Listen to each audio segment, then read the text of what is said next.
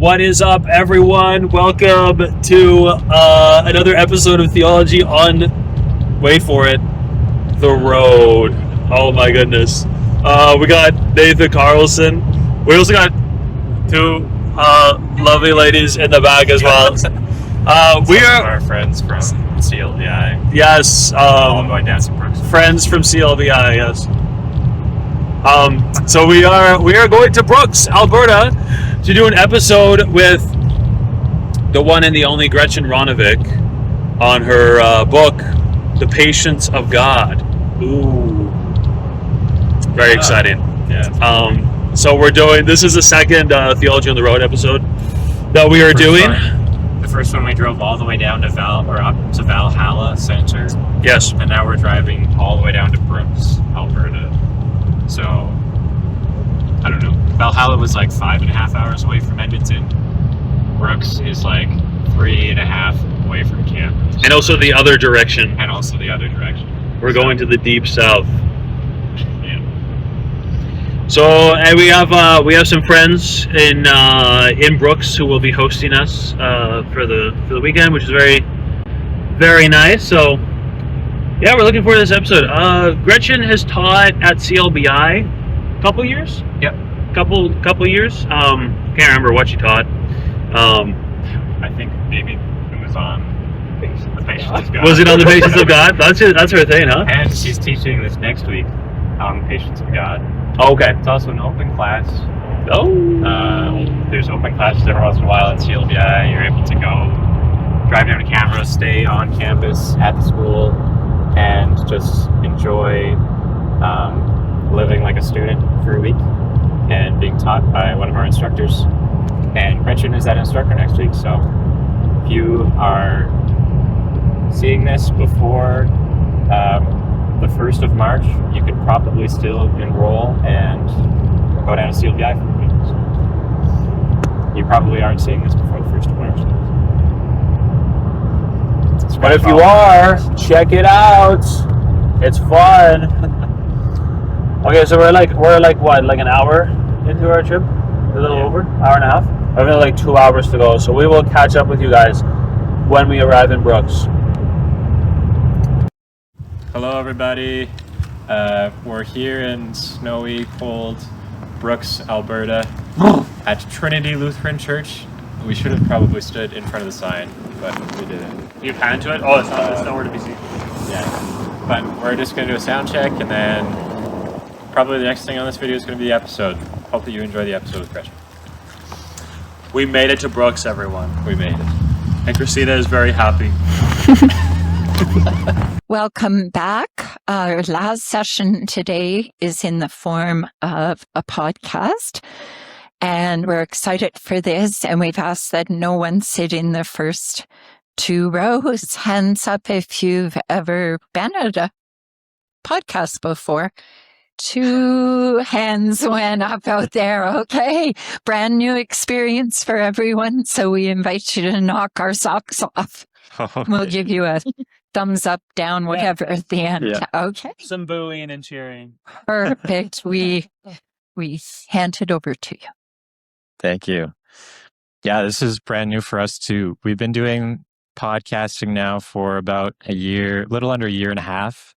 Caleb and I and another friend of ours, Seth Hansen, last year were all short-term staff at the Canadian Lutheran Bible Institute and decided we should start a podcast. We love talking about theology. Let's just talk about it and film those conversations and kind of see where that goes.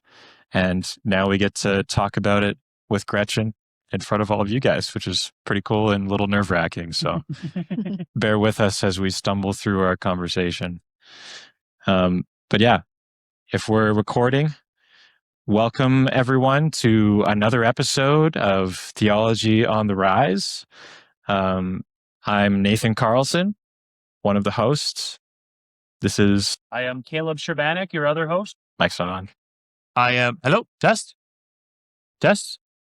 Oh, we're live. How's it going, everybody? We're back. I am Caleb Sherbanuk, your other host, and over here on the other couch, we have our guest for today, Gretchen Ronnevik. Why don't you? Thank you for having me. Of course. Of course. It's our pleasure. We are here at Trinity Lutheran Church in Brooks, Alberta. Oh my goodness. Traveled quite a ways.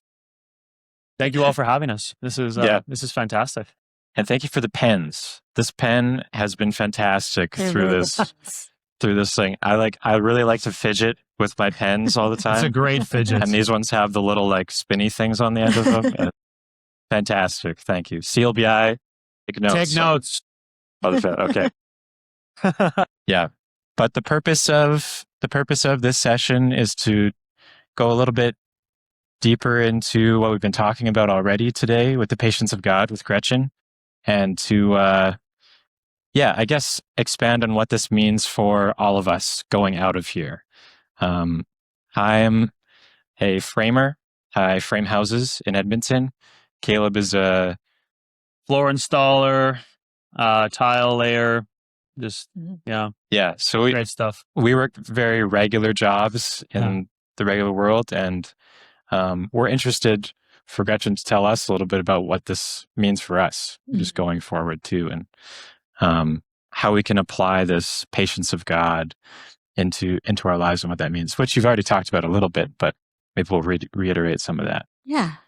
One of the things that I'd like to start out with is I was just taking some notes in the sessions, and in the first session, you talked about how in our world today, we can see anger as a virtue in some ways. So like where that might come into play is all sorts of places, but for social issues, if you're not angry about a certain social issue, do you even care about that issue? Or political, if you're not angry or like really on fire for a certain side of the spectrum, do you even care? Or even sports teams, if you're not cheering for Team Canada or Team USA at the Olympics, do you even care about your nation, right? And I'd just like to talk about, I guess, how talking about the patience of God in that kind of changes our perspective on anger being this thing that shows that we care. How patience shows that as well. Yeah, I think I think our culture has, at least where I live, gone through a season of stoicism where not showing your emotion is seen as a virtue, of like just holding it in, not sharing anything ever. Not engaging in anything is more of a virtue. And it has swung so far to, like you see public figures or people who, like if they have a YouTube channel or something where they're talking about cooking. Well, now if they're not talking about cooking and this political issue, then they obviously don't care about anybody. Right. They're just being super selfish because they're sticking to cooking. Right. Or, and so there's this call to activism that, and don't get me wrong, there are issues in the world that are worthy for fighting for. But this virtue and anger is something that becomes almost this new law that the culture has passed down to us of you have to be angry to show that you care. And I think that both of those extremes have their dangers. And so the question isn't so much, should I show my anger or should I not show my anger? Because anger can be a very true emotion and a true response. God shows his anger, but he releases it at the right time. He doesn't do it just like he's out of control. And so it's a question of, are we acting out of fear? Are we acting out of self-righteousness? Are we acting towards love for our neighbor? Are we acting like we feel like we're in control of stuff and I have to make this happen or the world is going to fall apart, which puts us in kind of a savior placement there. And so in my life, learning the patience of God has meant that I've had to have conversations with people that I didn't want to have. And I've had to like sit in hard places where I am the type of person who wants to just run away and hide. And that's something my pastor's really been working on with me of like, you got to stay in the mess and you have to have the hard conversation. And I'm just sitting there dying.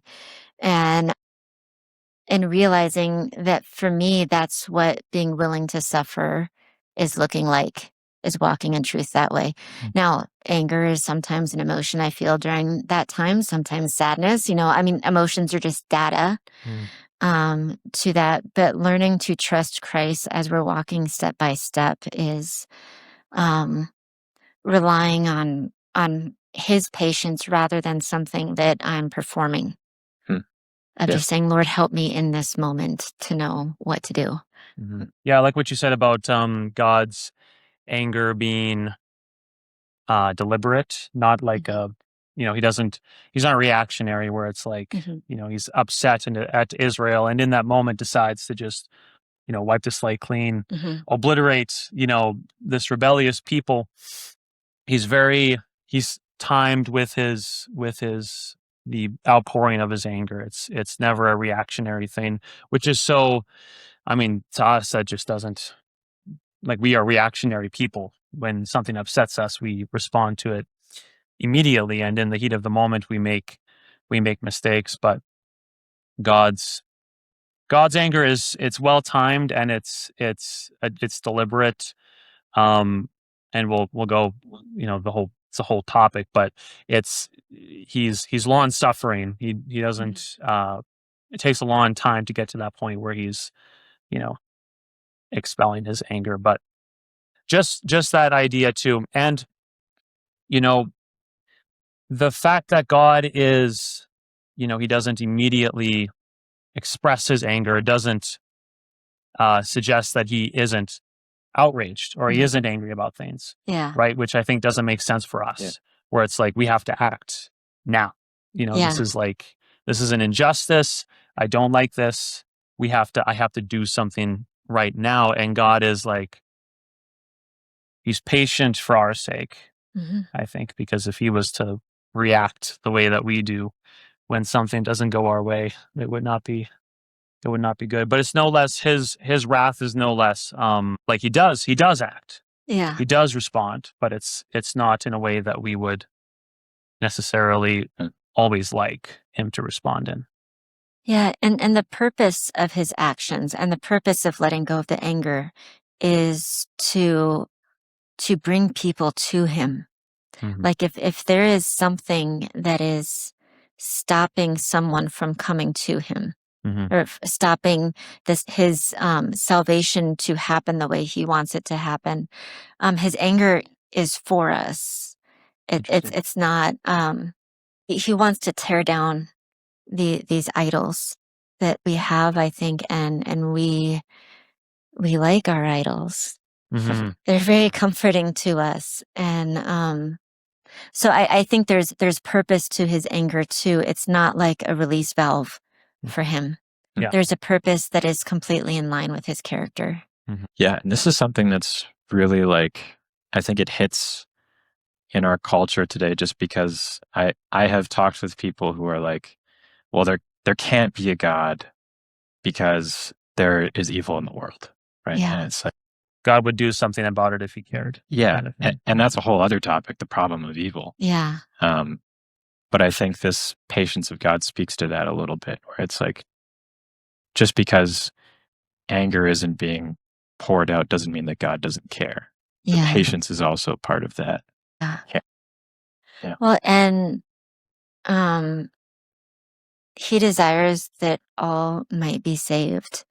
And as he waits for all the things to happen that need to be happen, so everyone has a chance, that is far greater patience than I understand, because I see the evil in the world and I would rather just cut to the end to stop all the evil. And God in his mercy is like, but there are more to be saved. And I don't fully understand it. I don't fully grasp it, but his patience is just this redemptive mercy in action that that once I saw it, it ended up touching every part of theology that I studied. Yeah. Like it was just present everywhere. Sure.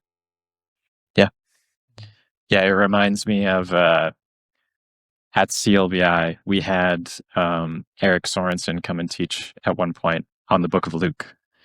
And he talked about how the central theme in the whole book of Luke is Jesus coming to seek and save those who are lost. And that's kind of in the central verse of that whole thing.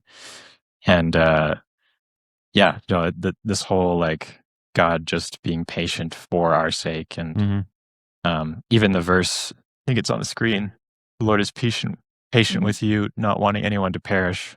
Yeah, this theme is really, really central to the whole gospel, I think. It is the gospel. Jesus has come to seek and save those who are lost and does not desire anyone to perish. Yeah, it's really important, I think, for us to just reiterate that. Because we can get so caught up in everything going on in the world and forget those things. Yeah.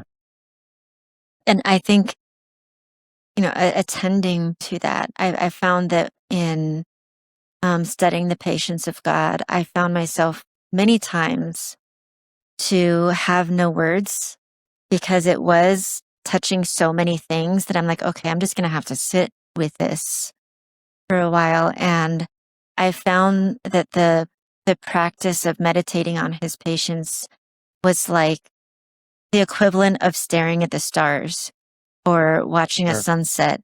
And it became a practice of deep peace and admiration. And not necessarily a puzzle to figure out, but something to admire and just kind of stand in awe for. And that's something that I want to encourage, that overwhelming feeling of, well, I'm going to have to ponder all the implications of this. That's actually a good thing to sit. And I think we are also in a culture where we're expecting very quick understanding or quick resolution. Yeah. That's saying, okay, this is something we're going to dwell on the rest of our lives. It's just kind of like, okay, but when are we going to done and move on to the next subject? Yeah. Nope, this is it. Yeah. He is for you, and he is for you forever. Yeah. And that is a hard pill to swallow, I think, because it's like, no, I want things now, like I just, and that's like sometimes a good thing. Like I want Jesus to return as soon as possible. Right. But yeah, I remember at one point I was like really into Brian Wolfmueller videos. He's like a theologian, Juggernaut of YouTube. And he preached a sermon about how we don't only need to be ready to go to be with God, but also ready to wait. Yeah, ready to stay. Ready to be patient, Yeah. right? And ready to just be here in the trenches doing the ministry of patience, like you talked about, with people as we wait, and be ready for that, as well as being ready to go whenever Jesus returns, right? So, yeah, what can you say more about the ministry of patience that you talked about at the end? 'Cause I think that, do you have any stories about in your own life how that has played out in ministry? I think it's changed a little bit how I interact in my own family. I don't sit in discomfort very well, even if one of my kids has a consequence for some sort of action. I as a mom feel pain for them as they're walking through that consequence. And I try to rush to the other side or rush to make them feel better. One of my daughters was telling me a couple of years ago, I had just such a light bulb moment where there was a conflict. We had a resolution and now we had to walk on the resolution, and she was having a really rough day. And I was really upset about her bad attitude. And she's just like, Mom, you never allow me to have a bad day. Like I always have to like perform this, okay, I'm fine, because if she's not fine, I'm not fine. And then she's becoming, being responsible for my emotions and trying to keep things together. And learning to let my kids have a bad day.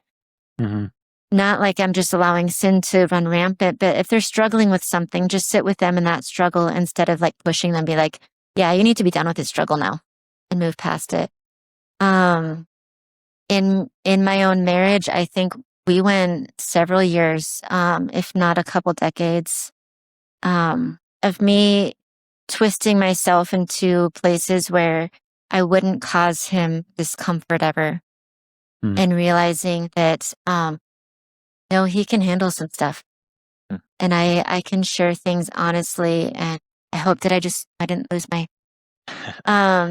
to share things honestly with him and work through hard things that, as a daughter of an alcoholic and a lot of to work through. It took me a really long time, but that's again walking the willingness to suffer.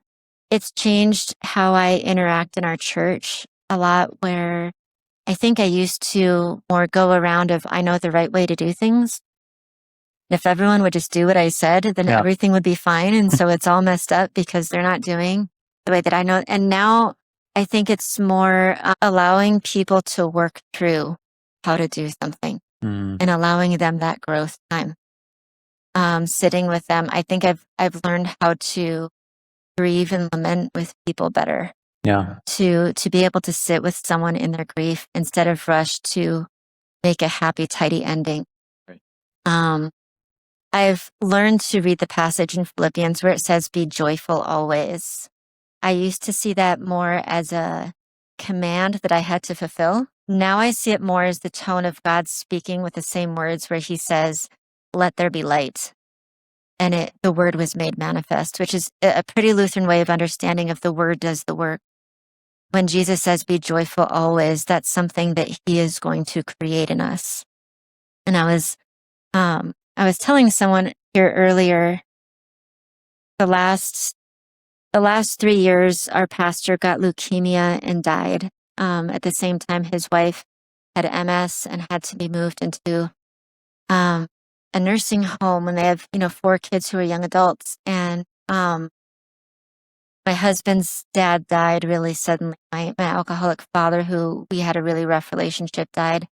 And we went through, and then at the same time, it was that season of our marriage where I had to start being really honest when I didn't want to be. And we had a lot of baggage from that. And it was just hitting one after the other, where it felt like our family was taking so many hits. And I learned, we are now sitting in a season of laughter in our family. Everything is funny to us. I don't know if it's like the dark humor or what, but whenever something happens that's Mhm. awful, we start laughing because Satan's Yeah. trying and he lost. Like it becomes funny. Where you're just like, that was really funny that Satan thought he could, like, God has us. Like, we have walked through so many valleys the last few years Mm. where God has been so faithful to us that we laugh a lot easier. Mhm. And I think that's the rejoicing and the joy of the Christian of, this is probably a really gruesome example when it's a farm example, so bear with it what it is. But one of my sons raised meat chickens for a while, and one of our neighbors was teaching us how to butcher chickens. And he was a young guy, and we started out with just 5 chickens, and he thought it would be funny to tell my kids, to show my kids that you can cut a chicken's head off and they'll run around for a couple minutes. And so he thought that would be a funny thing to show them. He did that the first time, cut the head off. Chicken was running around, and my little 7-year-old boy was like, he doesn't know he's dead yet. And so that's kind of that's a saying in our house. Whenever like Satan tries to do something, we're like, oh, he doesn't know he's lost. Funny little chicken. It's just so Yeah. No. Interesting. Yeah. Huh. Yeah. I mean, just thinking of patience as a ministry, I think is really like, that's going to be a huge takeaway for me today. Yeah. It's like, yeah, like that's, I mean, no kidding, right? Like, I mean, God was patient with the Israelites through all of their rebellions, all of their mistakes. God was always patient in that and always ready to forgive. And I think, I think that's just really a really interesting way of looking at it for me, because I think, I'm someone who, I want things to happen quick. I want things to resolve. I want things to change whatever the outcome is that I'm looking for. I don't want to wait for it. I want it like instantaneously. So, but learning to be patient and learning to see the patience as a spiritual discipline, but also a way to gift another person, like you were talking about, to minister to people. And for people who are going through loss or dealing with things that there's nothing I can do, practically speaking, and you try to think of ways to fix those impossible scenarios, right? Can I throw money at it? Can I, help this person? How can I help someone who doesn't want to be helped? That whole question too, right? And but I think just to sit with somebody in their mess, whatever it might be, is such a powerful thing. Like I've done all different kinds of ministries, practical ministries. I've done ministry for the homeless. I've walked with people through some pretty dire situations. Situations that, again, I can't fix, talking to those people, you want nothing more than to just have some kind of a resolution for them, or but you don't even want to say certain things. Like, I don't want to tell this person it's going to get better. I don't want to tell them that things are going to change necessarily, but so it was huge for me to learn that to just slow down and just sit with somebody in their grief or their pain or whatever it is that's a huge gift for someone. And I think that's honestly the best thing you can do in those situations. And the alternative ends up being some form of manipulation. Yeah.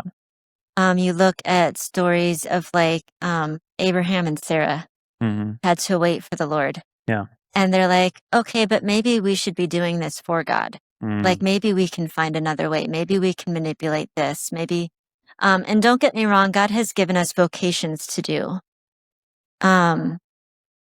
He has prepared for us in advance good works for us to do. And I think some of the beauty of that is he's mindful that we are dust. He knows our limitations. It's we don't understand our own limitations.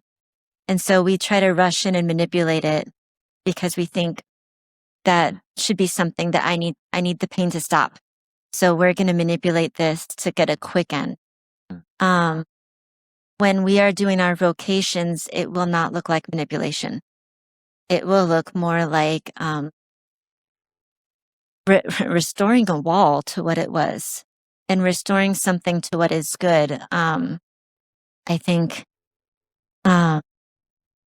there's a bringing restoration or harmony to discord is some of that work of discord, of vocation, of loving our neighbors with the work that we are actually able to do. Mm-hmm.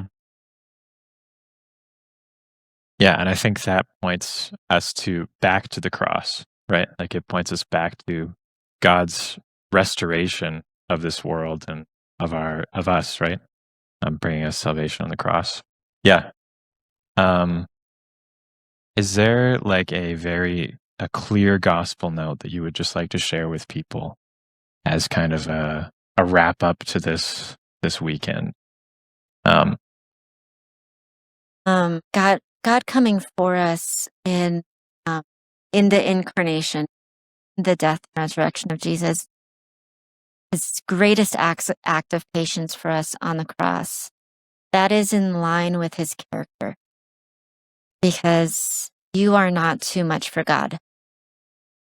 You aren't too big of a problem.